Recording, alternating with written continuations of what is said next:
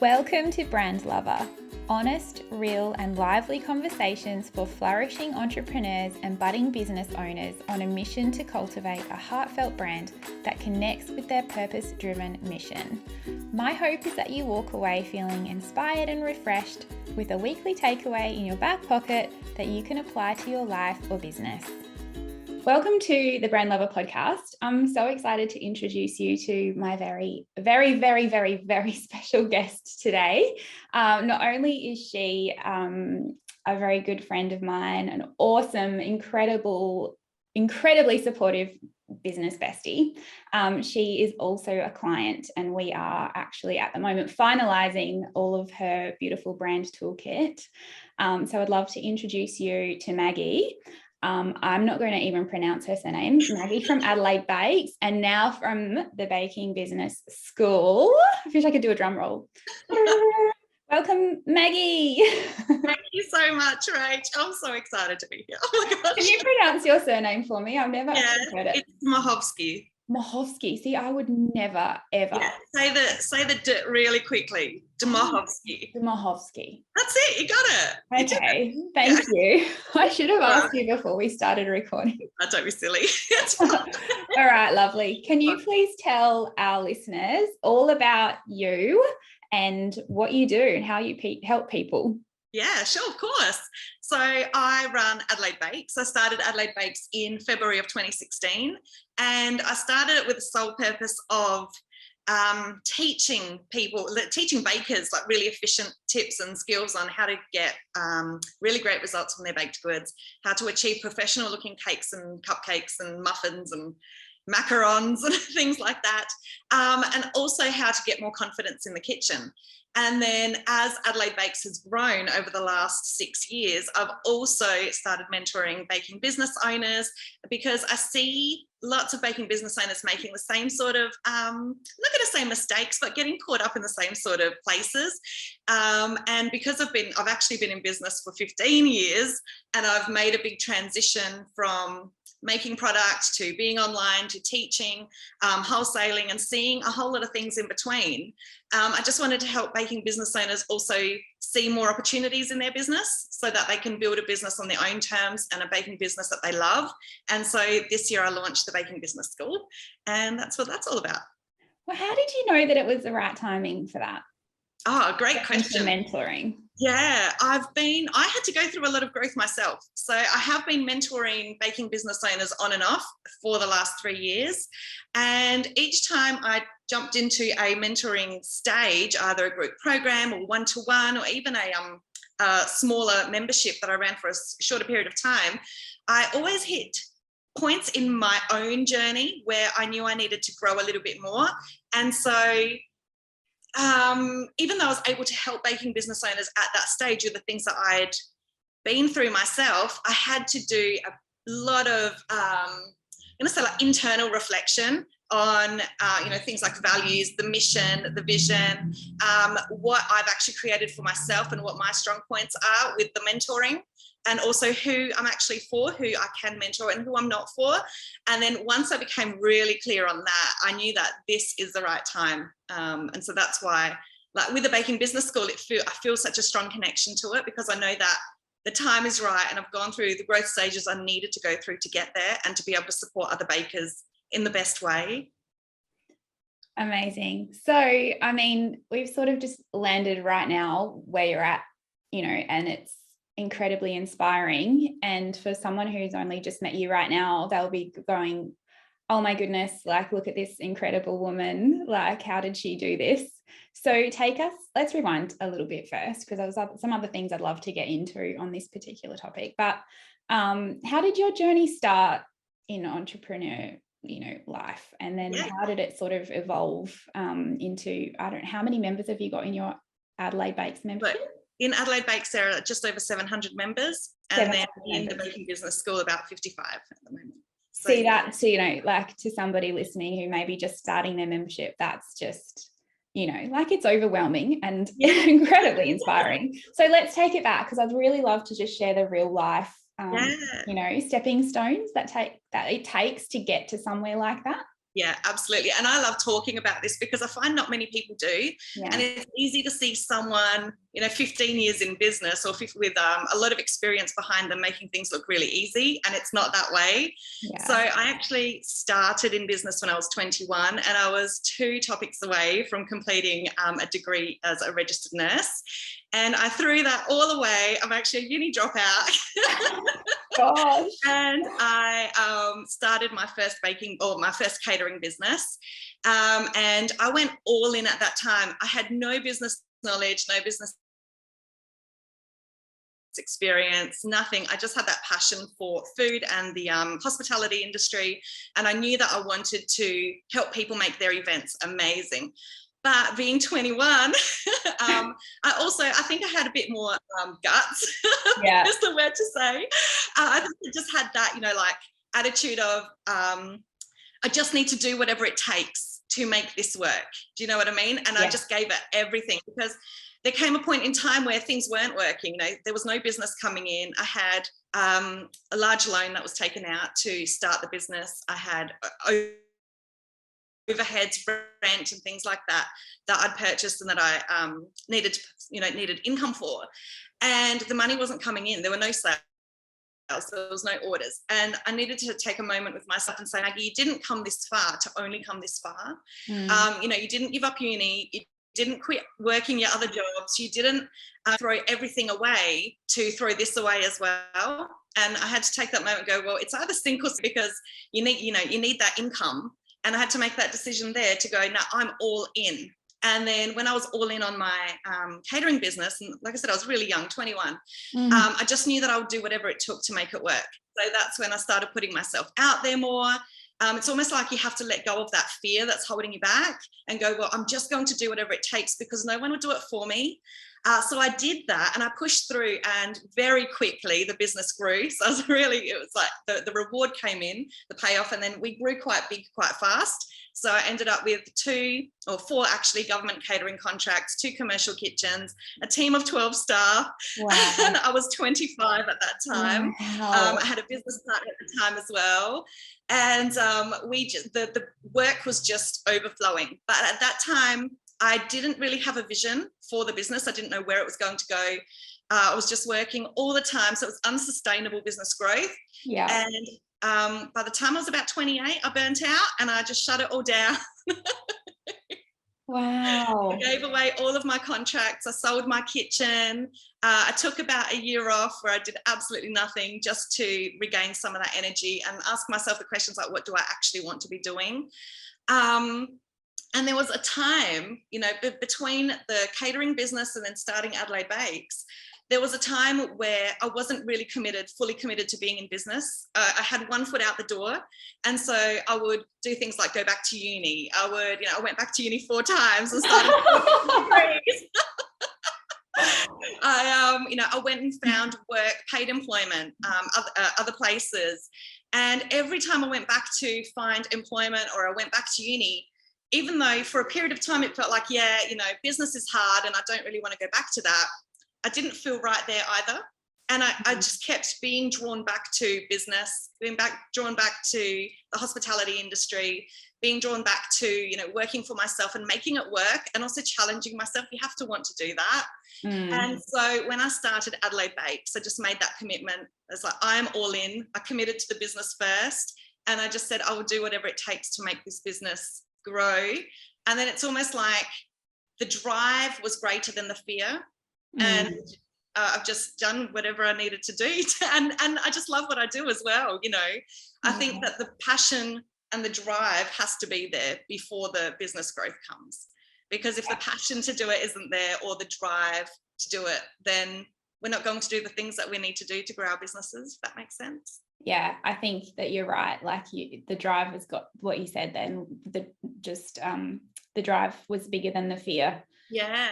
So often you see businesses fail because people just succumb to all the fears. Like, what if it doesn't work? What if nobody buys? What if this is it? Like they have some success, and then it's like, we're even fear success. What if this is it? What if I don't get any more than this? Like, so many things. And I think having that one thing not even your why, but just that mission that keeps you going is super important. And you touched on your passion, which is something that, you know, from the moment I met you, was just like, it's just oozes out of you. And it's something I really admire.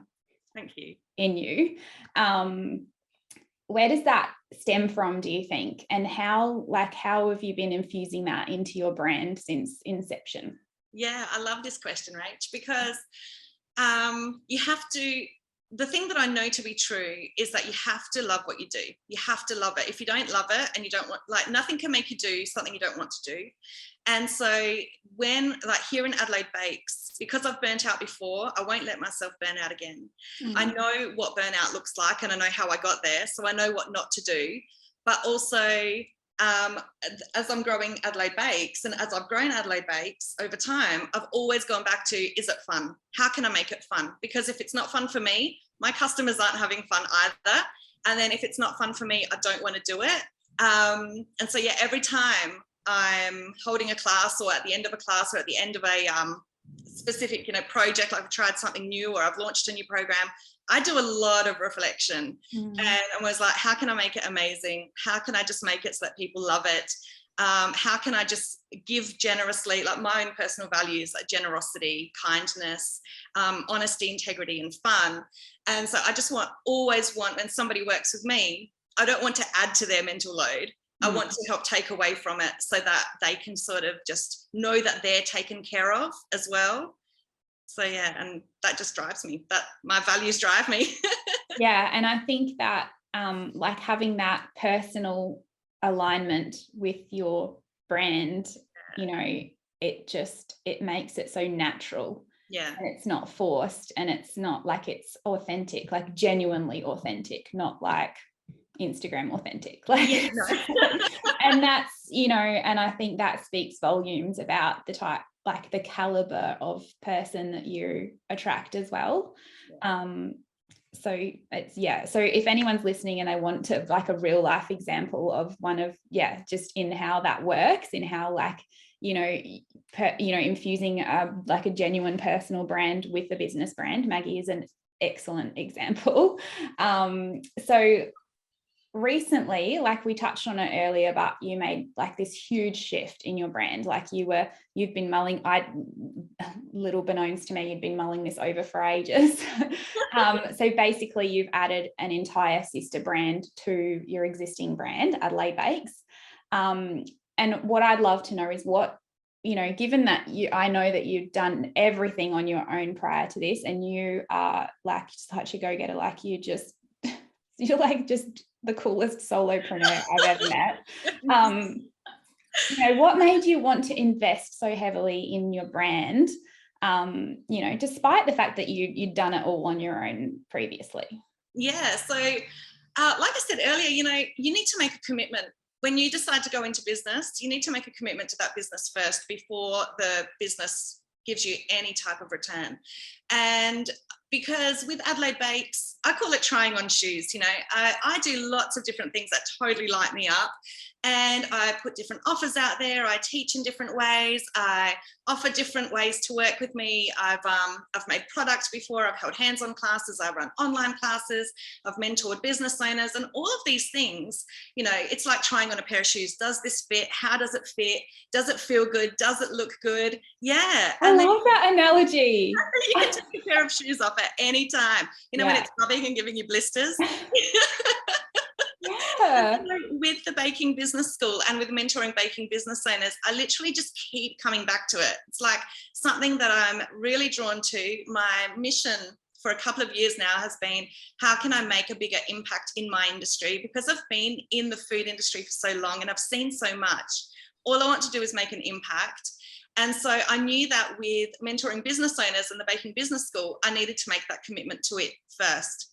And so I'm going all in, and all in to me looks like branding, a professional image, that look, that feel when somebody, sees the baking business school. I want them to know that they're fully supported and I'm there for them. It's not going anywhere. Yeah. So how has having that professional image and all of the work that we did prior to having the professional image, how did that affect your confidence when it came to launching? Oh, You only did a no few weeks idea. ago. So much, so much. Because again, this is something a lot of people don't talk about. Before we launched the Baking Business School, I actually went through about 6 months feeling like really deep imposter syndrome. Even though I've been in business for so long and the business has been successful and I've been able to grow and all of these things, and I've had all of these experiences under my belt, I still went through about 6 months where I thought, who am I to be doing this, you know? And it was really hard to get out of. But the one thing, I have to say, the one thing that made me feel super confident about launching the Baking Business School was your beautiful branding. Like it cemented the message that I was trying to bring, the feeling that I want when people work with me, and everything, the colors, and working with you like from the ground up, going right, what is the vision, what is your mission, what are the values, you know, how can we infuse these through? And the logo was like one of the last things. It's talking about, you know, who is this for, and it just gives you that real clarity on what you're actually creating. And I think that whole process gave me so much clarity and then helped to draw me out of that slump that I was in. Amazing. It's exactly what I needed. Yeah, how wonderful. And even just on that topic of imposter syndrome, I think, you know, everybody experiences it. And I don't know about you, but it's like every like barrier that you're about to smash through just brings a whole new type of imposter syndrome. Like the more success you have, the more, like, the bigger the battle gets. 100%. Fun. Voices in your head. 100%. Yeah.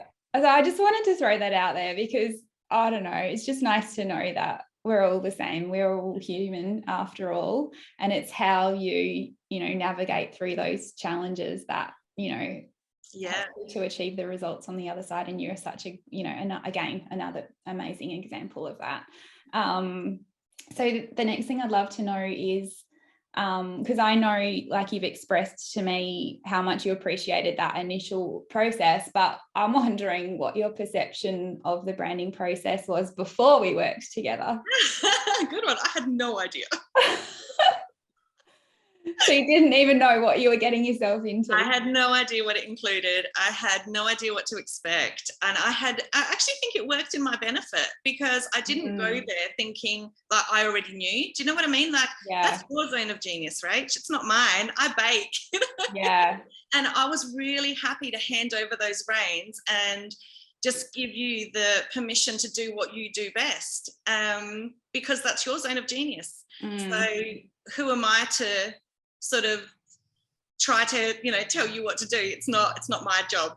It's not on me to do that. So I'm really happy to hand that over and to just trust the process. Well, I'm grateful for that, but it's certainly, like, even from my perspective on that, I don't ever see it as I'm like taking over your business or anything, like I see it as an extraction process. That's what I was just about to say. All I'm doing is get it out of me. That's exactly what I was going to say. And to be honest, the way that it happens for me is that I'm just putting a puzzle together and the answer's there, like, is already a solution. It's just I have to find it. So it's not ever something like, oh, we're just like grabbing a concept from up here and grabbing something from over here and going, oh, which one do you like? It's never like there is actually a solution to this problem. It's just asking the right questions to get us there. And sometimes the questions are different for everyone, and sort of just like uncovering different sticking points and things as we started going down a path for you, and then we realized it wasn't right. So there's a fair bit of that as well, like a little bit of it's a collaborative process. So so thank you. I loved it. I loved the whole thing. It's great. All right, so what was your biggest, like, realization or moment of clarity during that time? Or something that big shining light bulb came up for you? I just think back to our conversation when the first time we met to go over what do you call it? The clarity guide. Clarity guide, Yeah. clarity guide. And you just said to me, Maggie, but this isn't about you. It's not about you, it's about your customer, and it's about what they want, and it's about, who are they looking for. And I think that was like, even though I've always known that, you always know it, but until someone says it back to you, it's advice that you give and then you need to hear back.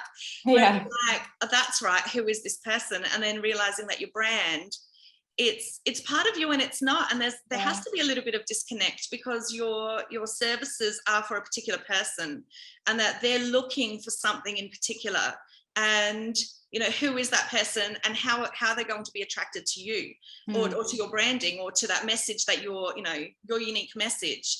And that's what it just comes through you almost, but it's not actually you. But that was just like such a light bulb moment. I was like, of course. That's deep. But it's almost like you have to put yourself in their shoes. Yeah. You have to meet them where they're at, because if you're presenting like you're light years ahead of where they are, or you're trying to be, too clever, it's just going to go straight over their head. And I think you're going to miss them. That's something that I think is really important, is to be clear with everything you're doing. Like everything, like it stems from your brand, but in all of your messaging, which is so important to not try to get, I don't know, people just, I think, get a little fancy sometimes, and it's unnecessary. But anyway. Yeah, absolutely. Anyway, Kate, so what I'd love to know is I feel like we're on the same page there, and it's just we're nodding together. So what's your biggest lesson in business so far? I know you mentioned a few things over the time we've been chatting. What's the biggest one? The biggest one is, this is a really good question, and I've been mulling over a few things. But I think the biggest one is you need to commit to your business first before you can, every time I went back to uni, or every time I went and found work, or was looking on Seek for jobs, what do I qualify for, I realized that my business wasn't going to go or move forwards or grow, or it wasn't going to get out there until I said, no, I'm actually invested in my business. And then when you make that commitment to your business and to showing up for your business, because no one's going to do it for us, unfortunately, we have to do it for the business, and we have to show up in the way that, depending on the outcomes that we want, we have to show up in a way that's going to help deliver those outcomes. Just making that commitment first, that I'm going to do this, it was one of the biggest realizations in business for me. You need to commit first. Like if you have one foot out the door, put both in. And then also, what do I have to do to make it fun? Because if you're not having fun in your business, trust me, your customers aren't either. We're just enthusiasm is contagious. Yeah, we're just magnets. And so that reflective process for me all the time, because I don't want to add to someone's mental load. I want to take away from it. And so I'll always ask myself, like, how can I make it fun? How can I make it amazing for them? How can I make it somewhere that they want to be? And just realizing that it stems from me, that energy stems from me, is a really big realization as well. And then the more fun you're having, the more you're going to love what you do, really. And then it's just like a circle. Yes, I totally 100% get that. And I think as mums, you and I chat every so often, including just before we started recording. We'll joke about saying, we just don't even have time to run a business. What are we doing? Like, what do we think that we're doing? And it could be so easy to give up. When you're a mum and you're running a household and managing children, and Maggie and I now find ourselves in the season of extracurricular activities and sporting things and weekend things, and it's like, it's legitimately insane, and it could be so easy to give up. But you're right, it's that commitment, and it's having that connection to what you do, and that mission that keeps us going. That I can't even imagine. We joke about it, but I can't imagine not having my business. It's just, and you're right, it has to light you up. Otherwise, it's just too easy to give up. And It really is. that's the difference. And also honouring the seasons. We've spoken about this week, but it also made me reflect back to, there was a time, and there's tests that are going to happen in business all the time. Yeah. And I'd made a big commitment in my business, and I took on a studio early 2017, or like mid 2017, and I paid, I started preparing for it. I signed a 5-year commercial lease, and then the next month I fell pregnant. So, and so, the opportunity to quit business will come up, because I had to make a decision then. It's like, I've just signed a 5-year commercial lease. I've started to fit out a commercial kitchen. My landlord was actually really good, and when he found out I was pregnant, he said, do I need to look for another tenant? So the opportunity to quit will come up in many different ways and many different forms, and we'll have to ask ourselves, is this time to quit, or do I have more in me? Sort of thing. Is this my time to leave, or am I going to do what it takes to keep going? And so it forced me to make that decision. And then realizing, when I had my daughter and I still had rent to pay, okay, well, how can I make it work? How can I make sure that I, still have time with my newborn daughter, and then I have time to recover post giving birth? But how can I still pay rent without being behind? How can I still make sure I maintain my studio, so that when I am ready to go back to not full time, I'm still not working full time, but more hours, that it's still there for me and I don't need to start again. Yes. But yeah, those seasons come, and we just need to know that it's not forever. It's just for now, and we'll work through it. And then there'll be time for more, there'll be time for less, and it can be flexible. We can make it work. Just got massive goosebumps when you said all of that, because it's so true. And so true. I think that's probably the biggest gift in business, is that we do get to we get to choose what it looks like. It doesn't have to look a certain way for everybody. Yeah. And because it looks a certain way now doesn't mean it's like that forever. Yeah. Oh, I love it. And I love that this is how we're finishing off, because I think that's such a beautiful thought. And I believe probably a message for somebody who's listening right now. Yeah, I hope so. Yeah, I hope so too. I know it can derail a lot of people when those challenges arise, and sometimes people make it mean, that must mean I shouldn't be doing this. But it's not that way, it's like, well, how can I still make it work? Or even asking yourself, do I still want to make this work? And if the answer is yes, how can I? Yeah. And then we have so much more choice than what anyone ever believes. Yeah, exactly. So what's next for you? Growing the baking business school. I would really love to, over the next year or two, I want the baking business school to be like the go-to for bakers in business, because when we start baking and we start in business, it's not because we really want to be running a business, it's mainly because we love the baking. And then we have to learn to love the business side of things as well. And because I love both, I would really love to grow that and help more bakers in their businesses. Yeah, definitely much needed. And I think that applies for any creative service. Like we start because we have a passion for some particular thing and we love doing it, and then you have to learn all this business stuff. So thank God for you, Maggie. You're going to save a lot of businesses. I hope so. And even just to be in that space with someone who has been there and done it, Yeah, 100%. So I've got some fun rapid fire questions now. Oh, let's do it. So I'm going to ask you what your favourite is, and I'm going to say a word, and it's the first thing that pops in to your head. You ready? Yes. Okay. What's your favourite time of day? Good question. Probably school pickup. Oh, yes, me too. I love it too. Those squishy hugs, and they're so excited. Yeah, so good. Okay, exercise. Walking. I could walk all the time. Yeah. Habit? Habit. Oh, do you know what?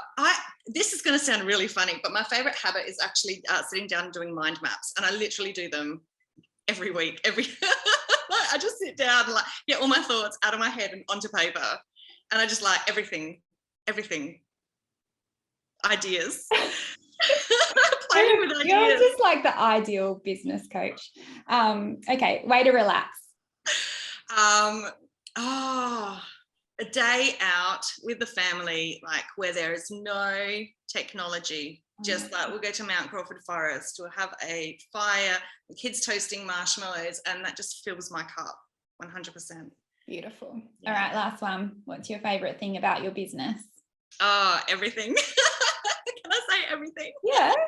Yeah, I just love it. And honestly, the more fun I have in the business and the more I ask, what does somebody need from me, and that I can feel like I'm delivering value and honestly like deliver value, it just lights me up because, I know what it's like to work with people who are maybe just add to your mental load sometimes.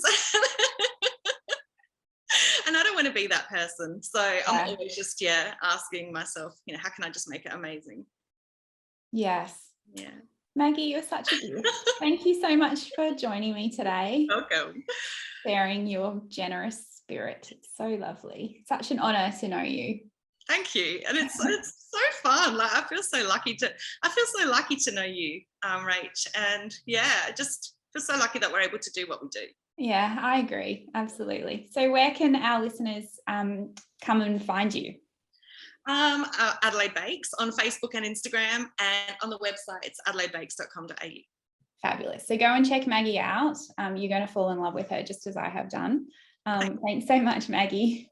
Thanks so much, Rach. I love this. Thank you so much for listening. If you loved this week's episode of Brand Lover, take a screenshot of wherever you're listening and share your biggest takeaway on Instagram or Facebook, and don't forget to tag me. I'd love to give you a shout out and thank you personally. Also, feel free to subscribe and leave a review to help the Brand Lover podcast reach more heart-aligned entrepreneurs just like yourself. Thanks again, and I'll see you next week.